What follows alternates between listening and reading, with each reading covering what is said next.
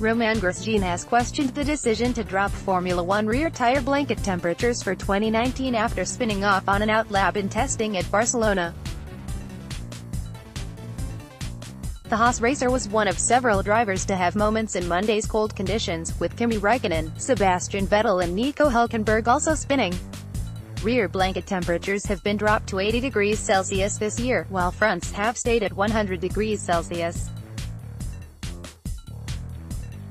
Pirelli experimented with different combinations at the Abu Dhabi test last November before making the final call. "We've got new tire blanket temperatures at 80 degrees, and when the track is 4 degrees, it just doesn't work," said Grosjean. "In the afternoon it was still a struggle to get the first time lap. I don't really know why we went so low in blanket temperature. I don't think it's the right thing, and could be tricky on some occasions. I just went on the throttle and the rear was facing forwards. We already know the Pirelli tire has quite a narrow window, and if we go out at 80 degrees behind the safety car, we'll find ourselves at 50 quite quickly, and that's when it becomes tricky." Pirelli F1 boss Mario Isola said the change resulted from the fact that last year teams often preferred lower rear temperatures as they tried to optimize pressures. "We tested 80/80ths in Abu Dhabi, and the reasons we did that was to see if the warm-up was still acceptable," said Isola.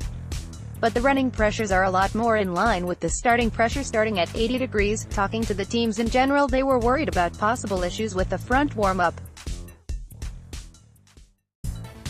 Because the front is a bit more tricky, they had to put some energy on the front tire. Nobody is worried about the rear tires. The last year we saw in a lot of races that the outlap was very slow in order to keep the rear temp very low.